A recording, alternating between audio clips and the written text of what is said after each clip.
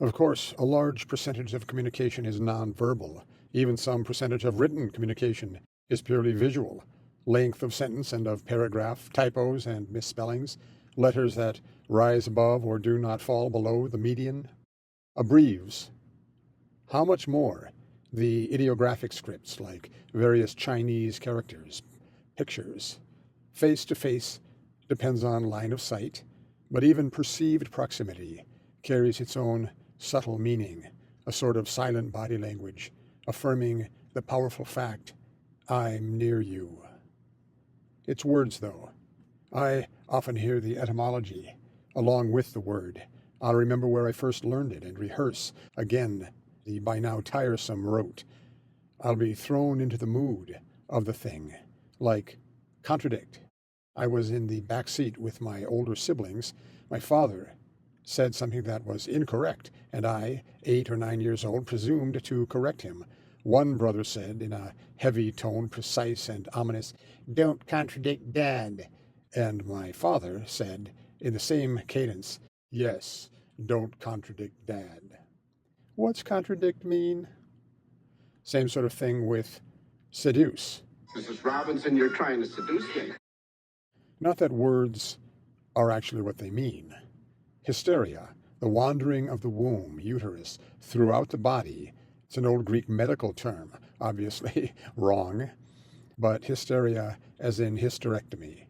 And then it took on other meanings. No wonder Freud wondered, what does a woman want? He clearly did not have a clue. But womb wandering has a male counterpart in East Asia and in Africa, koro, Bouganese for wrinkled, and more felicitously, Malayan for turtlehead. It's the belief, hysterical, that one's penis is shrinking into the body. Fertility, male or female, depends so much on blood flow. Of course, we have a word for eating your own hair, trichophagia. It only sounds Greek. So there you go then. Words shape perception. We all know of the dozens of words the ice dwellers have for snow. Albanians have 54 words, equally divided, meaning mustache or eyebrows. Vietnamese has 18 words for you, yet we had to get rid of thou. Japanese marks the gradations of bowing, from the 15-degree nod of eshaku to the nearly epileptic groveling of pekopeko. On the other hand, a Liberian language has only ziza for red, orange, yellow, and hui for green, blue, indigo, violet. That's a pretty narrow rainbow. ZK instead of regibiv, red, orange, yellow, green, blue, indigo, violet. Some of it is just laughable. The French had to coin ordinateur to spare their lips from the vulgarity of computer. Com is slang for vagina, and puta is slang for prostitute. Talk about your Xbox. Bakushan is Japanese for a girl you think will be pretty when you see her from behind, but in front, not so much. That happened to a friend of mine in high school. Yum, he said, but it was a guy.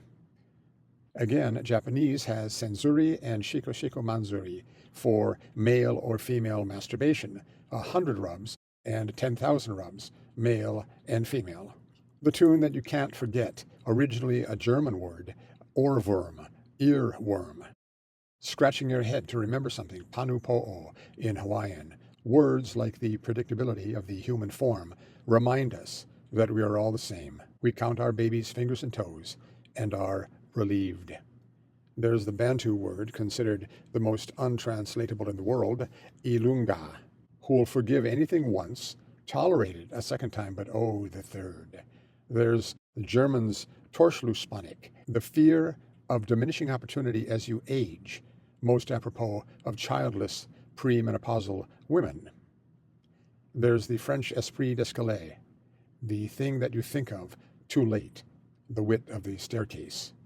There's an Inuit word, iktsuarpok, that means to go outside often to see if anyone is coming. It's what I named my dog. The sound is not beautiful, but the meaning tears at your heart. And if you say it slowly as 3 hard, lonely syllables, it sounds like what it is, iktsuarpok. Such a history of fragility? What words do we have that, for their familiarity, have lost their power or poignancy? Anguish, rage, loss, lost.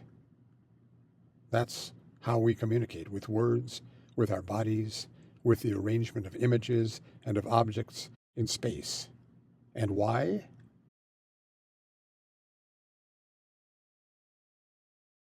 The feeling you get from unanswered questions, that's why.